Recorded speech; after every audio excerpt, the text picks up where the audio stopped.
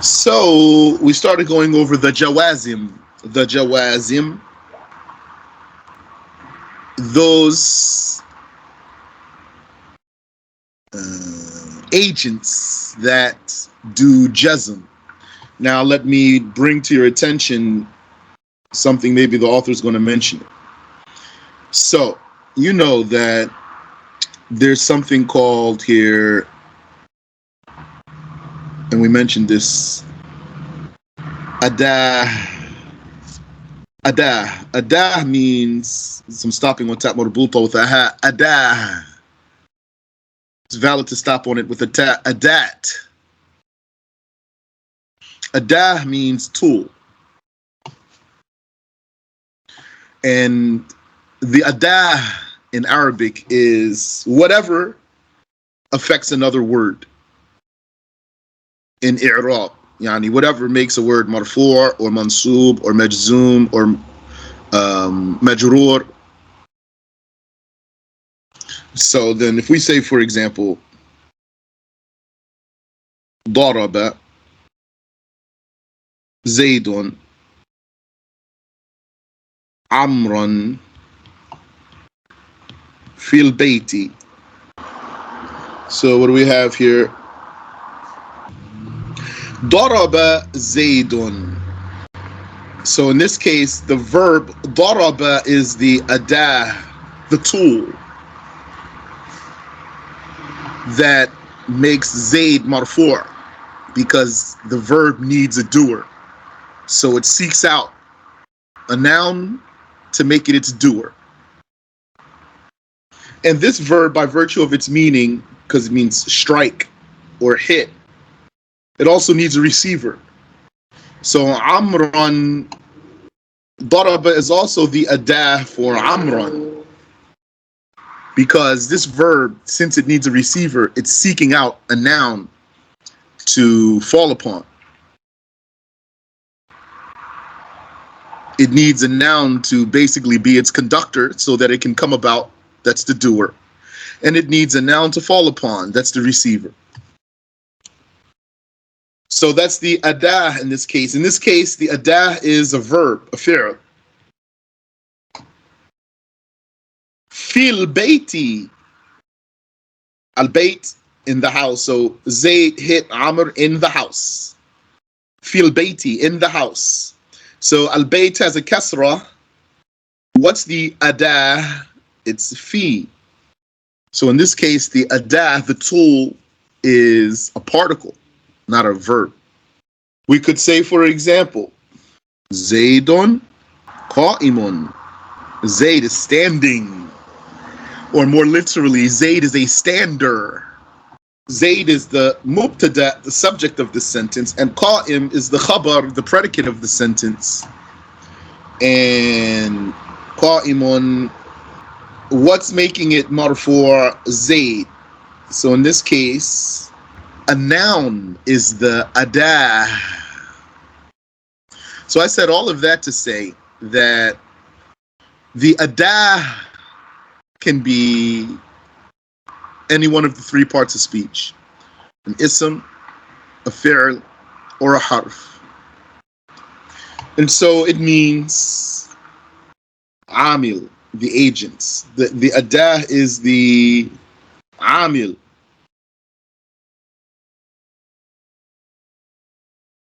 The amil. Amil means the worker or the agent. Just want to make sure our terms are clear in the translation and in the Arabic. So amil means agent. We're going to translate it as agent, or it could mean a worker. Or it could be even a governor. A governor. It governs a word. Yani daraba here, the verb daraba is governing Zayd, and it's governing Amr, or it's acting upon it.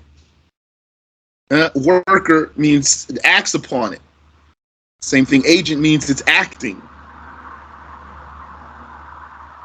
Governor means controlling. Fi is the agent that works on bait, or the actor.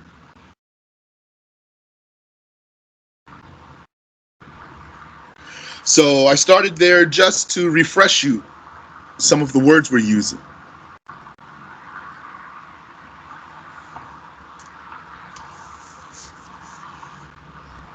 So that I can say, secondly, that we're now talking about what? Al-Jawazim. We're talking about Al-Jawazim. Al-Jawazim, meaning the jazms, the things, the jazims, the things, or the jazimas, the jazimat. Jawazim is plural of jazima. If I said jazim before, that needs to be corrected. Jazima. Just like I had to correct myself last time. Tawalib. Tawalib is the plural of what? Talibah, not talab. Talibah.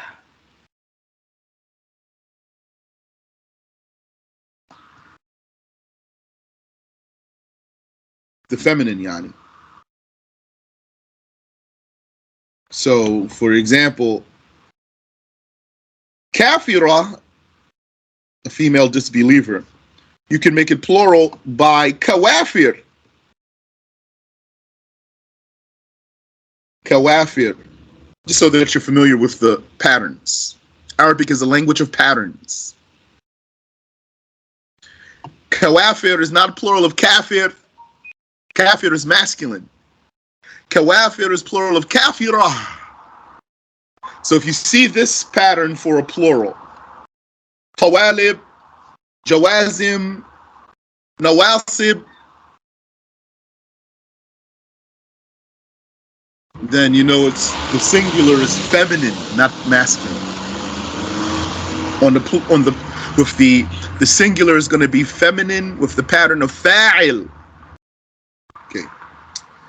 So we're now talking about the jawazim, the jazims, the jazimas. So I keep wanting to say the particles of jazm, the particles of jazm. But then that's not going to be accurate enough because some of the agents of jazm are nouns, nominals. So there's two types of agents for jazm. Either it's going to be a harf, a particle, or it's going to be an ism, a nominal. That's why I said all of that just to get to there. That what does jazm, what is an agent for jazm, is either a particle, a harf, or an ism, a nominal. Let's start right away here. Lam. So we want to talk about our first harf. That's a jazima. Lam.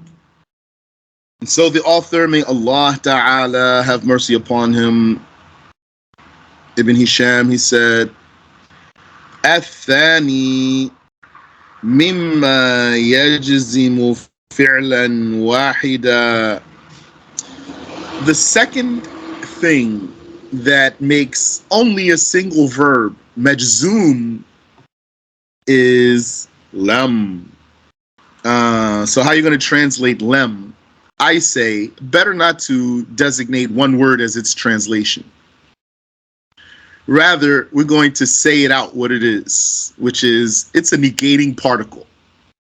It is a particle that comes upon the present tense verb and flips it into the past and puts it into a state of jazm. Three things, which is the author is going to say.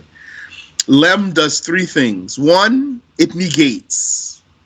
Two, it flips the present verb into the past in meaning, not in form.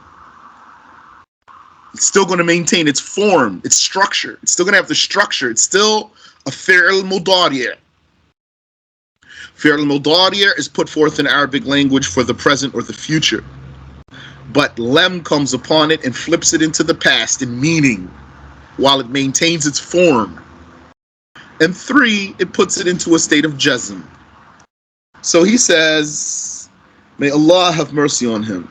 وَهُوَ حَرْفٌ يَنْفِي الْمُضَارِعِ. Lam is a particle that negates the present verb. Also, I'll remind you. So, mudari', I'm usually saying present slash future tense verb. When I say present verb, present tense verb, or future tense verb, or if I say present slash future tense verb, or present future, I mean mudari'. Some people, they choose to say imperfect. They choose to say imperfect, but I'm going to say it this way. Present tense verb, or future tense verb, or present future verb. If I say one of those only, present or future, just know that the other word is also intended. So sometimes I just want to make it easy on myself. Or I can just say mudari', relying on that you know what it means. That it's that type of verb. Otherwise, who remembers anyway? What does the word mudari' mean in Arabic language? What does mudari' mean? Mushabih, correct. Yani similar. Mudari' means similar. So we're not just going to translate the word mudari' because the translation doesn't work as far as grammar is concerned. They called it a similar. What is it similar to? It's similar to a noun because its ending changes like a noun does. It's susceptible to i'rab like a noun is. That's not the case for a past tense verb, and that's not the case for a command. So he says, lam, it negates the present verb or future verb. Negates. وَيَقْلِبُهُ مَاضِيًا, and lam flips the present verb or the future verb to the past in meaning, while it keeps its form. So what's the form? So present or past tense verb, for example, is going to look like this. Fa'ala, if it only had 3 letters. Fa'ala, or it might look like fa'ila, or it might look like fa'ula, any of those. Because you say daraba, you say hasuna, you say akala, you say hasiba, all those past tense verbs. That's the form of it, the structure of it. Mudari' verb is going to look like this. Yaf'alu, or it could be yaf'ilu or yaf'ulu. And I'm talking without any attachments or anything. And without any extra letters. So lem will come in front of the mudari' verb. That form is going to stay as it is.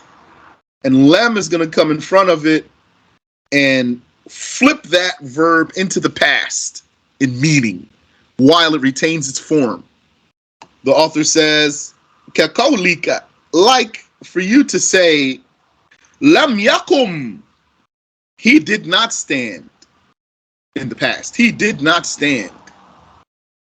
So you say, lam, harfu nafyin, negating particle. Wa qalbin, and flips the verb into the past. Wa jazm, and puts the verb into the state of jazm. Yakum, by itself means he stands, because it's a present verb or future. He stands. Fi'lun mudari'un, that's a present tense verb. Majzoom, in the state of jazm because of lam. Wa alamatu jazmihi sukun, and the sign of jazm is a sukun. Wal fa'ilu damirun mustatirun jawazan, and the doer of this verb is an invisible pronoun or an inaudible pronoun. Taqdiruhu huwa, which is he. He that you don't say, but it's built in. Lam yakum. In English, I have no choice but to say he did not stand. I must pronounce the pronoun unless you can show me another way. Yeah, I'm saying that earnestly. Sometimes some things don't come to me. He He did not stand. But in Arabic, you don't have to say huwa. It's already built in. It's called damir mustatir, a veiled pronoun. English has veiled pronoun, but much less than Arabic. If you say in English, go! So what's the pronoun that goes with that? Who can tell us? Which pronoun goes with go? Although I'm not saying it. You, correct. So it's just like if I said, you go. Or if I said, go, you, but I don't have to say the pronoun. It's built in. Go. So Arabic has pronouns built in like that, but way more. Walam yaq'ud.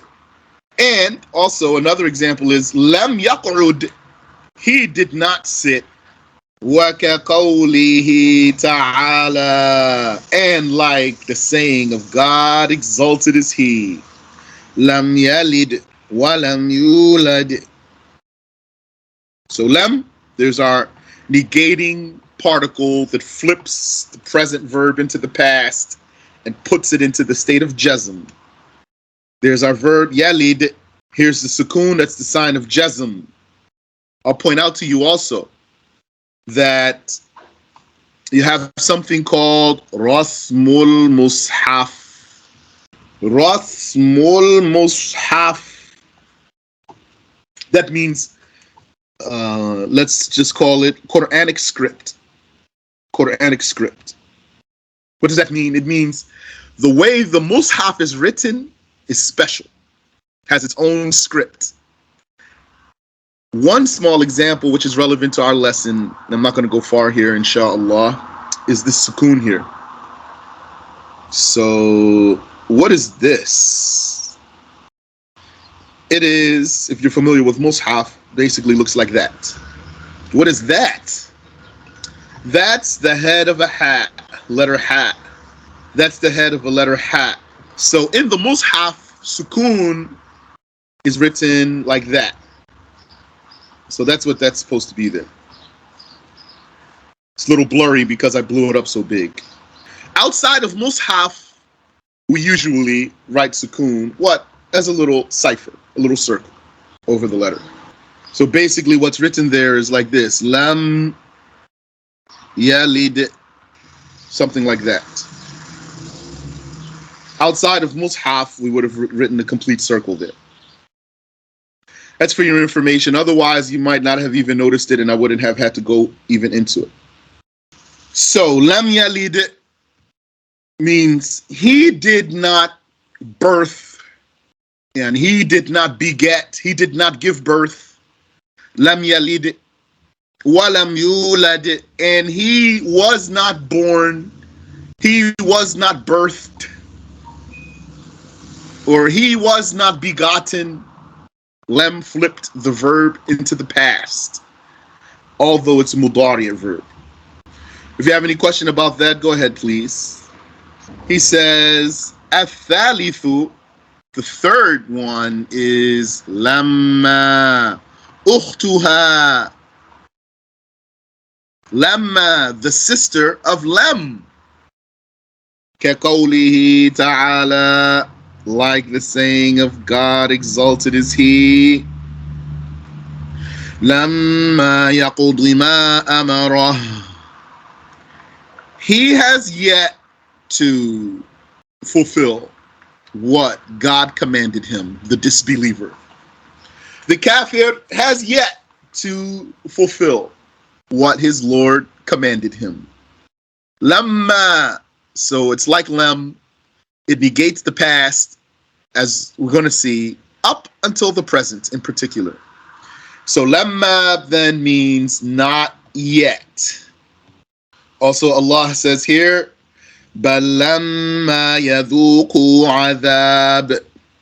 Rather, they have not yet tasted my punishment.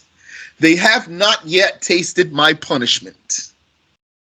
Ibn Hisham says, وَتُشَارِكُ لَمْ فِي أَرْبَعَةِ أُمُورٍ. Lamma shares with lam in 4 matters.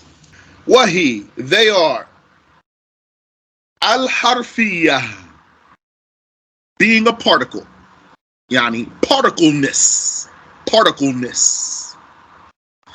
That suffix in English, ness, ness, works a lot for some things. There's two schools in English. One is that English words with their suffixes and prefixes are static. They're already built into the language. You can't just put ER on anything or NESS on anything or RE in front of anything. And another, I'm not sure which one is more prominent. Maybe this one that I just told you is more prominent. Another is that it's interchangeable. I like that one, though. Makes it easier to translate and really makes words clear, too. Makes the Arabic translations clear. Particleness. Al-harfiyah. Being a particle. وَالِاخْتِصَاصُ بِالْمُضَارِعِ. And the second thing is being particular to present verbs. Present tense verbs. Present/future tense verbs. وَجَزْمُ, the third thing is having the power of jazm over the verb. وَقَلْبُ زَمَانِهِ إِلَى الْمُضِي. And the fourth thing is flipping the verb's time to the past. So lam and lamma are sisters. وَتُفَارِقُهَا فِي أَرْبَعَةِ أُمُورٍ. But lamma departs lam, yani is different from lam in four things. أحدها أن المنفي بها مستمر الانتفاء إلى زمن الحال. The first of them is that what is negated by lamma stays negated up until the present. We already said it flips the verb into the past, so we know we're dealing with past. Lamma, what's negated by lamma is something in the past. And that past is negated up until the present. بِخِلَافِ الْمَنْفِيِّ بِلَمْ. As opposed to what's negated by lam, فَإِنَّهُ قَدْ يَكُونُ مُسْتَمِرًّا. Because what's negated by lam could be forever. مثل, like lam yalid, he did not give birth. So that's not going to change. He never gave birth, nor shall he ever. وَقَدْ يَكُونُ مُنْقَطِعًا. But lam accepts also to negate the past up until a point, and then the negation ceases. مثل, such as هل أتى على الإنسان حين من الدهر لم يكن شيئا مذكورا. Did there come upon the human some time in which لم يكن شيئا, he was not anything, مذكورا, mentioned. Did there come upon the human a time when he was not anything mentioned? It wasn't created and never even mentioned. Because we know now the human is created and mentioned, so that negation ceased. لأن المعنى أنه كان بعد ذلك شيئا مذكورا. The meaning of this verse is that the human being afterwards was something mentioned. ومن ثم امتنع أن تقول. So from there, it's not possible to say correctly لما يقم ثم قام. He didn't stand yet and then he stood. That's how that would be translated. Doesn't work. It doesn't make sense. He did not yet stand. Then he stood. لما فيه من التناقض, because that's contradictory. وجاز, and what is permissible, what is correct speech is to say لم يقم ثم قام. He did not stand. Then he stood. So that's one difference between lam and lamma. والثاني, the second is أن لما تؤذن كثيرا بتوقع ثبوت ما بعدها. It is that lamma frequently has the connotation or gives the impression of expecting what's after it to happen. Yani what's being negated by lamma up until now is expected to actually happen. He says frequently, not always. So lamma frequently, yani definitely negates the past and frequently gives the impression of expecting it to happen. naHw such as بل لما يذوقوا عذاب, rather they have yet to taste my torture. Meaning إلى الآن, until now. لم يذوقوه, they have not tasted it. وسوف يذوقونه, and they shall taste it. That's the meaning there. So it means that those old Arabs, when they heard like that from the Quran, بل لما يذوقوا عذاب, then they understand that expectation. And even like when you speak in English, you might say something like that, and then someone would understand. Like you might say, you didn't get your whipping yet. So it means coming though. وَلَمْ لَا تَقْتَضِي ذَلِكَ, and as for lam, it doesn't dictate that expectation. ذكر هذا المعنى الزمخشري. الزمخشري mentioned this meaning. والاستعمال والذوق يشهدان به, and the usage and the sense of the speech testifies to that. This Zamakhshari is Mu'tazili. Sheikh does not approve of reporting from him. He says he should not be cited, as Zamakhshari should not be cited. And we learned that he's not a big scholar, but you'd get the impression he has knowledge. They're not denying that. We're not denying that. But some people, according to what we learned, some people think Zamakhshari is something more than he is. But what we should do, though, if we're not going to take from Zamakhshari, we're just going to read the book as it is. We're going to read it as it came. And when we come across what we don't agree with here, we'll comment on it. And we'll leave the book as it came. If someone did different from that, then if he has no source for that, he has no source, if someone altered something in the text, in the classical text, took something out, let's say, if he doesn't have some reason, like some manuscript, or he didn't read it on the sheikh like that, so that he has a source for that, and for some reason, because he learned we don't take from Zamakhshari, so he just removes his mentioning altogether, then let him be questioned. Let him direct your questions to that one. Question him on what he did and why he did it, and don't blame, for example, all the group. Don't say ICP, they pervert the stuff. But be mindful here that you make sure you go and ask the person, though. You don't know. Don't fill your ignorance with an assumption. وَالثَّالِث, the third thing that's different between lam and lamma, أَنَّ الْفِعْلَ يُحْذَفُ بَعْدَهَا, is that the verb could be omitted after it altogether. يُقَالُ, it is said, هَلْ دَخَلْتَ الْبَلَدِ, did you enter the town? فَتَقُولُ, and then you could say in response, قَارَبْتُهَا وَلَمَّا, I got close to it, but not yet. And I got close to it, but I have not entered it yet. So we're omitting the mentioning of the entering. تريد ولما أدخل, تريد ولما أدخلها. What you mean is, I did not yet enter it.